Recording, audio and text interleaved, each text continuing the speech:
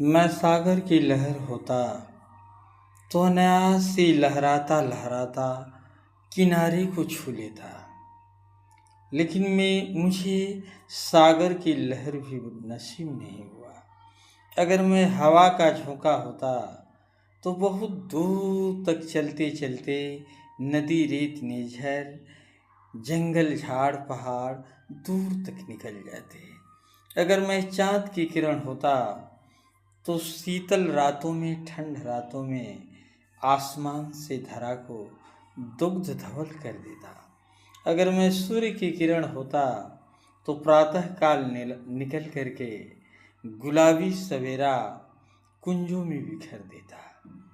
लेकिन जिंदगी की नसीहत को कुछ बनने का पैगाम नहीं है। मैंने इस जिंदगी को बेचैन काबुओं की तरह व्यतीत करना और कसक की बावजूद संघर्षों में जीना ही सीखा है। कांटों की नोकों पर चलना मेरे जीवन की शैली है।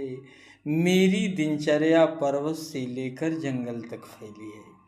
मेरी दिनचर्या में एक ग्रामीण अंचल, देशज, वातावरण, आंचलिक मिठास और प्राकृतिक वातावरण ही मुझे अच्छा लगता है।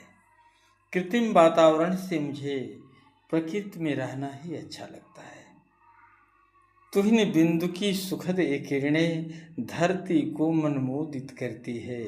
मैं तो यही चाहता हूँ कि इस विकल हृदय के बीड़ा के अंदर जो संगीत के तार हैं वे दूर तक निकलकर समाज को जगमगा देते हैं। लेकिन जीवन एक लहर की तरह है।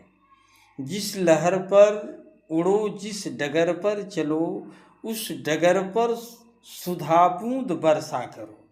सुधाबूंद वर्षा करो का मतलब है कि जिंदगी को अमृत की तरह बनाकर जीना चाहिए। एक पल ही जियो, फूल बनकर जियो, सूल बनकर ठहरना नहीं जिंदगी। अर्चना की सजोई हुई अंजलि, तू किसी देवता से मिलो तो सही। जिंदगी की यहाँ अनगिनत डालियाँ, तुम किसी पर सुमन बन खिलो तो सही। जिंदगी की अनेक डाली है, किसी पर इंसानियत बन करके जीना ही जीने की कला है। हर डालों पर फूल खिल नहीं पाते हैं, लेकिन फूल की जिंदगी एक पल के लिए होती है, वही अच्छी है। कांटे बन करके ज़्यादा दिन तक ठहरना